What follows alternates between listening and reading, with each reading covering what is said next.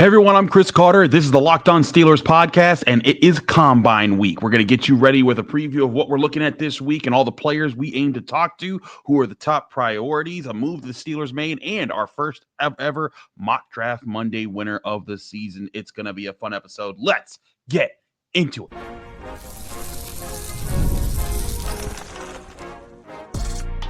You are Locked On Steelers, your daily Pittsburgh Steelers podcast. Part of the Locked On Podcast Network, your team every day. And welcome to the Locked On Steelers podcast. I'm your host, Chris Carter, bringing you your daily dose of all things in the Pittsburgh Steelers. As always, you can find the show in your favorite podcasting apps and on YouTube. Like this video if you enjoy it. Subscribe to this YouTube channel to get all of your daily Monday through Friday episodes, as well as our bonus content. We thank you for making us your first listen every day because we're your team every day. And today's episode is brought to you by FanDuel Sportsbook, the #1 sportsbook in America. Right now, if new FanDuel customers can get $150 in bonus bets if you hit on your first bet of $5 or more, only on FanDuel. All right, Steelers fans, we are here. As you can see, I'm not in my normal surroundings. I am here in my hotel room here in Indianapolis, Indiana, getting ready for the Combine.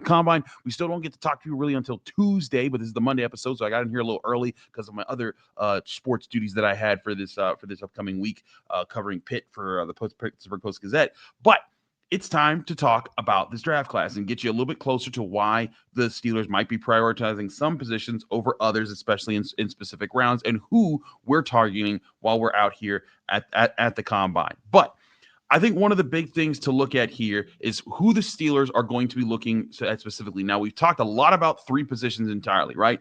Defensive tackle, wide receiver, cornerback. And I think there's a reason why there might be two positions that get a priority over the others in this draft class, and it's particularly because of the strengths of these two positions, where they are in the draft, where the Steelers might be able to get a better bang for their buck, as well as who's available in free agency to help at those positions and others. Now, out of those three, I truly believe the two of the priorities in this draft class for the Steelers are defensive tackle and wide receiver. Now, if you're sitting there saying, well, what about cornerback?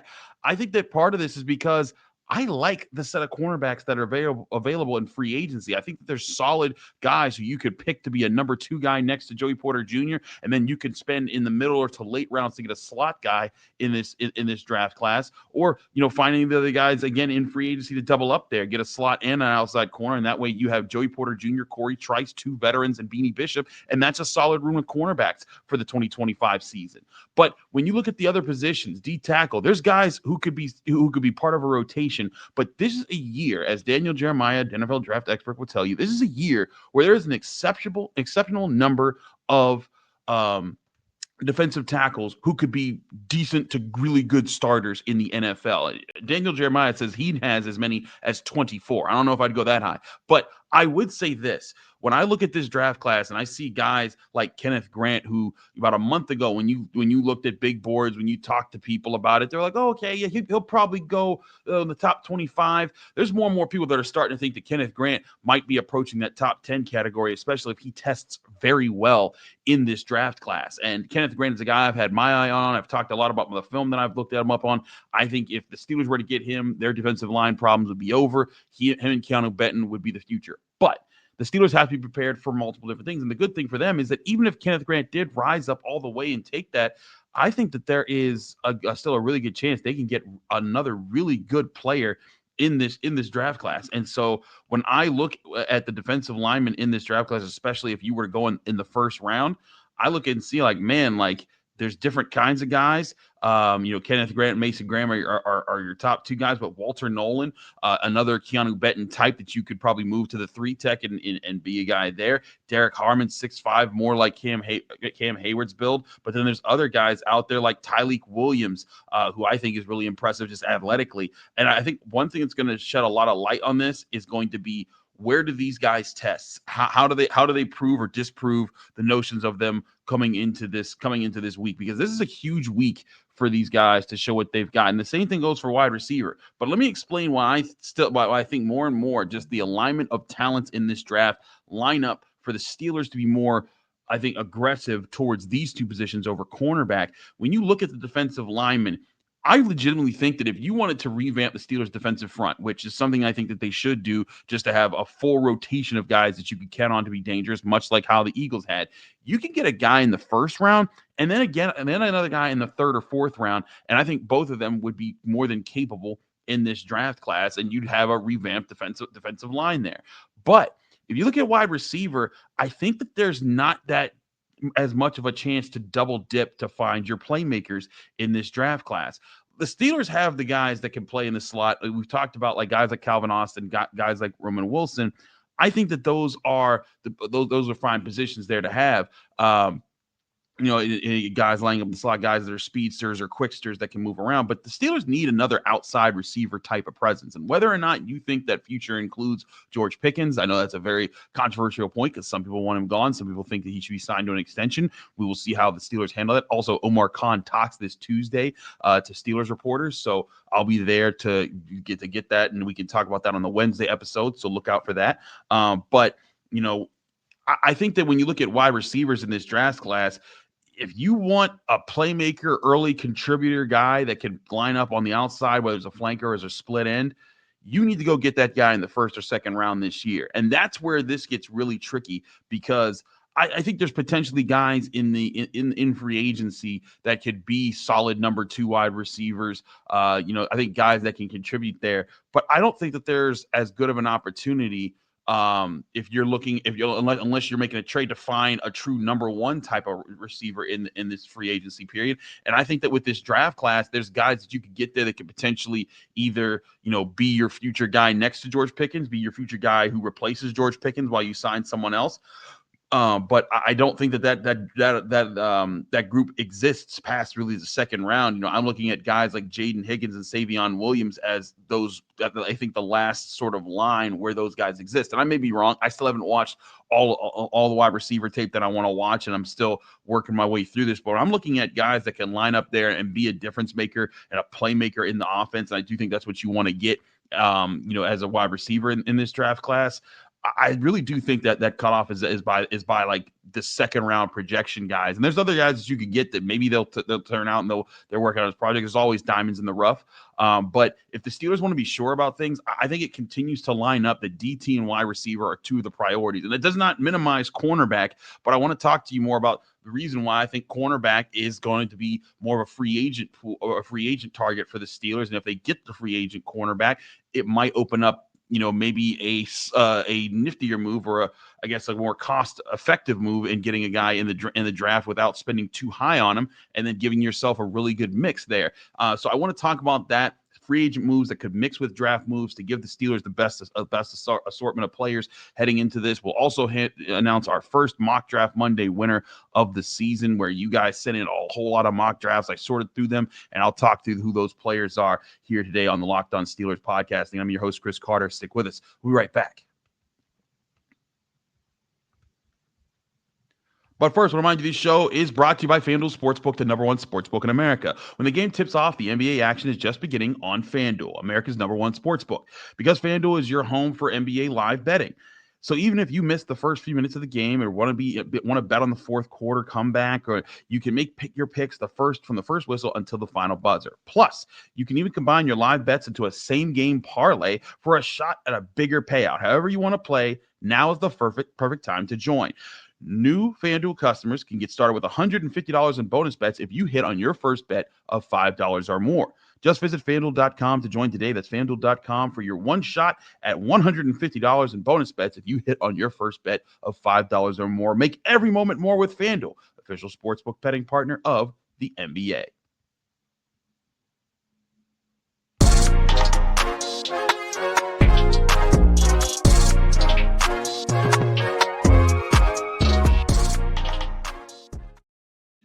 We're back here on the Locked On Steelers podcast. Chris Carter here, continuing our show as we move forward. Again, pardon our dust as we go throughout our week at the combine here. This isn't my normal setup. I brought as much of my gear as I could to sound and look as normal as I can on your podcasting apps or on YouTube. So if there's ever some times where there's difficulty during the week, we're going to aim to also have some guests this week.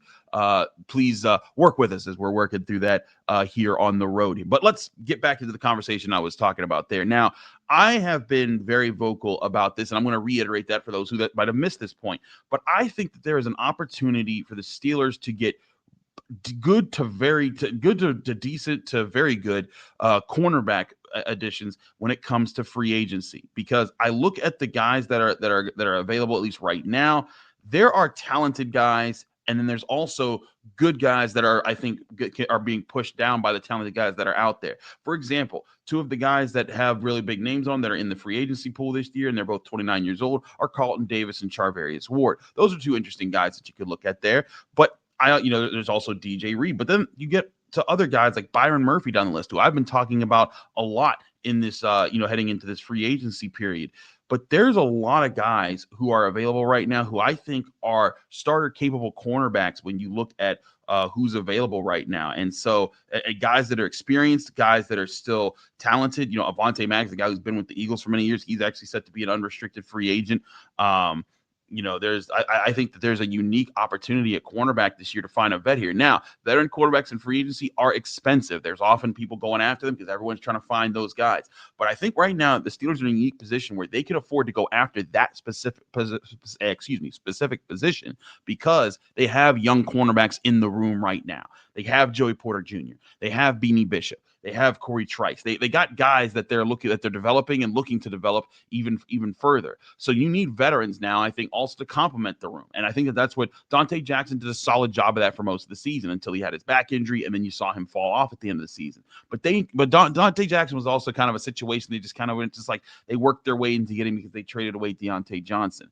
But now's your chance to go get your specific guy. You're not just trading away a player hoping to find a suitor that would match with you. You can go get your guy in free agency. And right now, Byron Murphy can't be franchise tagged. So unless the Vikings sign a deal with him that makes him want to stay, he can hit the free agent market and the Steelers can go get their guy. And I think that's why I'm not going to be looking at cornerback as hard in this draft class. I could be wrong, and I still am looking at cornerbacks. In fact, that's a group that I have to preview for my Pittsburgh Post-Gazette work.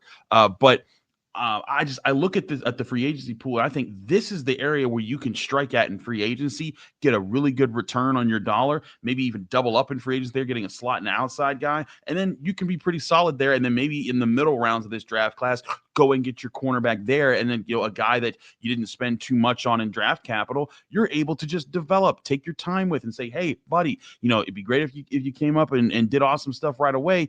But there's no pressure on you because Joey Porter Jr. is the projected future. They got a vet to hold it down next to him for the next couple of years, and they got another vet that they plugged in. And here's Beanie Bishop and Corey Trice. Work with these guys. I think that's the move at cornerback here. And again, that's why I think that when I'm looking at the top needs of the Steelers, wide receiver and D-line are at the top of that list. Now, I know there's some people without saying, Chris, what about the running back class? And I agree. That is a unique opportunity for the Steelers this season, especially if they don't want to sign Najee Harris. Now, we've had Jerry Dulac at the Pittsburgh Post-Gazette, one of my colleagues there. He said that Najee Harris isn't necessarily out the door just yet, and there is a door open for him to return to the team, and that might be a possibility. As we've been saying since the offseason, I thought it was a mistake for the Steelers to not sign his fifth-year extension because it would have been less than $7 million this season, wouldn't have made a running back a concern. But you're looking at this now. I find it hard to believe that they are going to sign him to extension if they didn't give him that, because now you're going to be paying more money towards him as a running back, and that if you're paying him that money, then are you going to be able to draft a guy that you're going to be able to use a lot this year? Because if you're paying him money, then you're probably keeping him and Jaylen Warren, and then you need to draft a guy behind them. And if you're drafting a guy behind him, then that running back that you're drafting in maybe the third, fourth, or fifth round, they're your third in the running back rotation. And maybe that's part of your plan is that they'll become the number two to Najee Harris if you let Jaylen Warren walk. But I think it makes more sense with you need to be investing money in different parts of this team. And I'm not sure if running back's the area that you need to invest the most money in. And again, less than $7 million would have made sense. But I think if Najee Harris hits the free agent market, he knows he can get a decent amount of money because honestly, there's not a lot of other free agent running. This isn't like last year where Saquon Barkley and Derrick Henry were available and they were going to be signed big. There's a lot of meh running backs that are out there. And honestly, if you look at Najee Harris, I think he's better than a lot of those guys. Like Aaron Jones might be one of the other big names in there in that free agent pool. So if Najee Harris thinks he can get a $10 million deal or something like that out of free agency, I'm not saying that's what he's going to get. But if he thinks he can get more than what the Steelers are offering, why wouldn't he go for that? And if you're the Steelers, why would you pay that when you can say, hey, you know what? We're going to invest that $10 million. That'll go to the cornerback position. That'll go to a wide receiver position. That could be part of, if they want to package a trade together to get a Cortland Sutton type of receiver that they're so confident that, hey, get this wide receiver, this number one guy that's going to pair with George Pickens, that can be a playmaker there. And then that's a better reinvestment in those resources. So just looking at how the Steelers are adding weapons up adding their roster together right now, there's a lot of different ways they can go at it. But I think the most prudent, the one that seems most available to them right now is being able to go after and saying, hey, defensive tackle, you want to get younger there. Everyone talks about how expensive the Steelers defense is. They need young guys to make it less expensive. And part of that will be investing draft picks on the D line to make them younger so that you can let go of Larry Ogunjobi and not feel bad about it. You can sign younger defensive tackles in free agency if you want to further buttress that group. And then that way you're not spending as big a D line. You can afford to invest in corner, and then you can also invest in wide receiver, and you can also invest in running back, and you could find other ways to fill those positions. I think that's where the Steelers could go there. But you could also say, you know what? What if you draft high at wide receiver this year, and you keep the offense being a young nucleus, and you say, you know what, we're gonna put more of our money into cornerback, or maybe you push your money into wide receiver, and then you draft high at cornerback. I think it's going to be interesting to see which way Omar Khan and the Steelers front office want to go. There's different ways to go at it, but I still think the best key right now, prioritize the D-line, try to get a wide receiver in that second round range, and then in that third round range, just be open to what guys can be available there, because I think there's a big mix on who's going to fall down, who are the value guys that a lot of people think could be early round guys that fall into that third round category that you could walk away and say, hey, that was a heck of a steal you got there because we thought this guy was going to be gone in the first or the second round. All those things are things we're going to continue to look at moving forward. But before we move on and do Mock Draft Monday, I do want to talk about the Steelers did make a move to sign a guy, and it was Donald Parham, tight end, most recently with the Broncos practice squad. He was a 4-year player before that with the Chargers. I don't think this is a huge move. I don't think this is indicative of anything other than the Steelers saw an opportunity to just sign a guy who could be an easy practice squad dude who could come in and be your third tight end.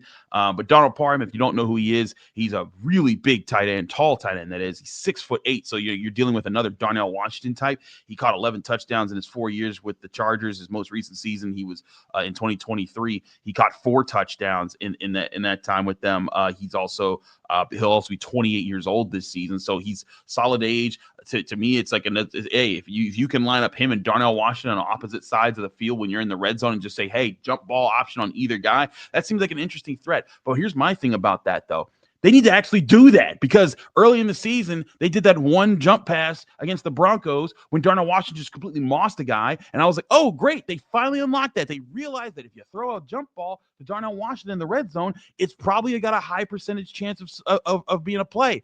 And then they never went back to it the last season. And so I'm like, okay, well, that's fine if you get another 6'8", power forward lining up and ready to go get your jump balls in the red zone. But when you get that guy, you better use them. And I think that if you got 2 of them, use them both. But I don't know. That's been a pet peeve of mine on the offense last year and the years before. They better start using these guys. Donald Parham, I don't know if he's going to signify that they have a bigger plan to do it, but he certainly gives them another option to do it. And I'll tell you what, if both him and Darnell Washington are on the roster this year, they better be a bigger part of that red zone plan, because that red zone plan was terrible in the second half of the season for the Steelers. All right, enough of my ranting about free agent practice squad tight ends. We're going to take a quick break. When we come back, it's Mock Draft Monday. Did your picks win and get on the show? Find out next here on the Locked On Steelers podcast.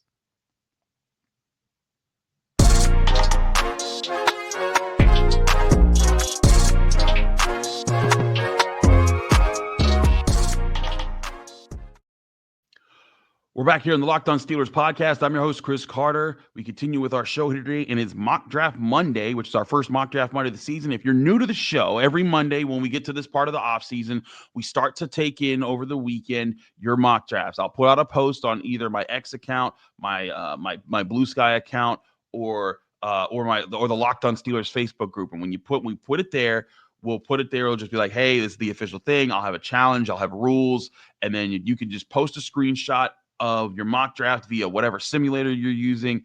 And then that's your way of entering. And if I think it aligns with something we're talking about in the show in the upcoming Monday, then I'll be able to, I'll include that. You'll get a shout out here and you'll get your picks talked about on the show for this one. So we did put this out. I think I put this out on late Saturday. So I apologize for that not going out sooner. I'll try to remember to do that every Friday so that you guys have more time to suit things out. I also want to point this out. I do apologize. I put out there that I wanted only the PFF simulator. I forgot that, if you don't pay for PFF, you can't use the full simulator, and that a lot of people ran into that problem. So I apologize for that. That was more so because the formatting of PFF is just much easier for me to put this together as a graphic. But next week we'll open it up to more people or to different simulators as well. But also have to be reasonable simulators. Some of them out there you're getting like you're getting first round guys in the fourth round, and there's some that are just take it way to the nth degree for no reason. But for this week, we use PFF simulators, and we do have a winner. Congratulations to a person who posted it on Twitter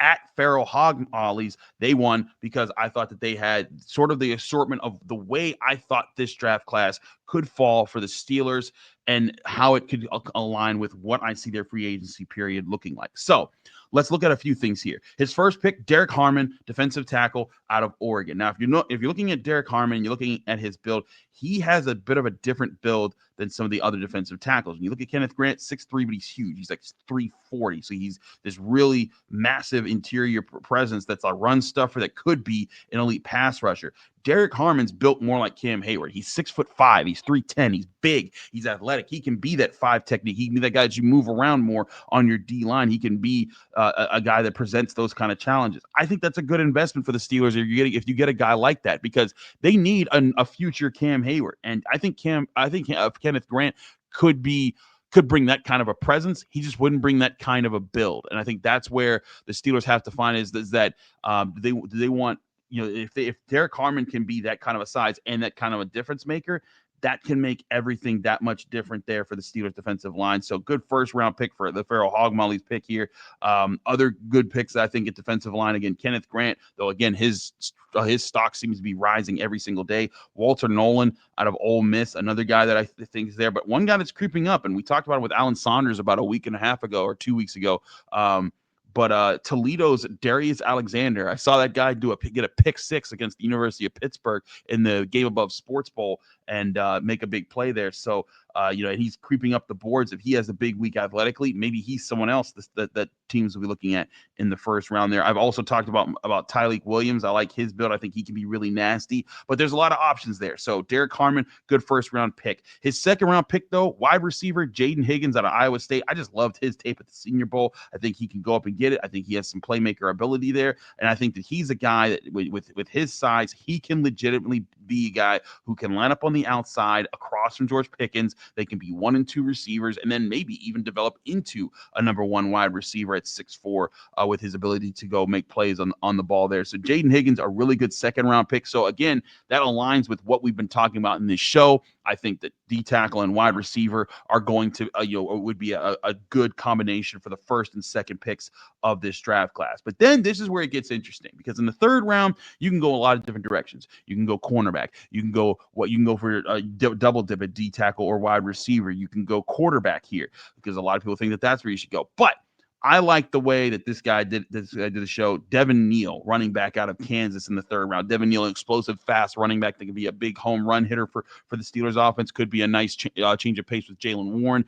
They could make up an interesting tandem. I like the idea of getting a guy like that in the third round. In the fourth round, you go and get the guy that I think is the best value quarterback pick in this draft class, and that's Will Howard. I may be wrong.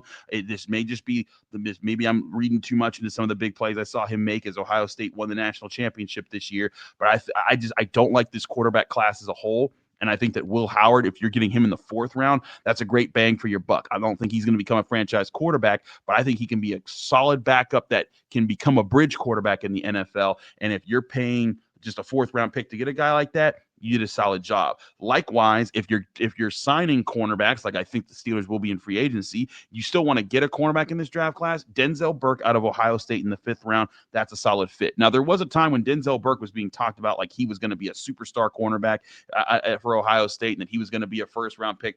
Those days have long gone. So if you're remembering those days when there was more hype for him, he didn't live up to that. But if you get him in day 3 of this draft class and you have him there, I think that's a big win for the Steelers. Get him in the 5th round, cheap option there. And that way there's no pressure. If he doesn't work out, oh, well, you spent a 5th round pick on a cornerback, didn't work out. That happens every day around the NFL. Then with your 3 7th round picks, Malachi Moore, safety out of Alabama, Logan Brown, tackle out of Kansas, and Thor Griffith, defensive lineman out of Louisville. 7th round picks are kind of what you do, but I get addressing safety, getting another young guy at that position, tackle, just another potential rotational a guy on the O-line, and then another depth guy for the D-line as well. But all in all, the reason I went with this one, that D-tackle pick in the 1st round, Derek Harmon, I think is a solid pick right now. Jaden Higgins is one of my top receivers that I think the Steelers should get if they're going for a 2nd round guy. And then getting your running back and quarterback in the 3rd and 4th rounds all fit very nicely. So there was your first Mock Draft Monday winner of the Locked On Steelers podcast off season. Let me know what you guys think. There's going to be a lot more coming your way. And as the weeks go on, like next week, we'll be done with the combine. So I'll be back home, hopefully by Sunday. And I have to cover another college basketball game on Saturday night. So that's another thing. But as this goes on, we're going to do our best to try to spread things out, create different rules so that it's not always just picking the same positions and the same players. We get different guys talked about in different ways, different strategies will allow you to trade. This one, there were no trades allowed.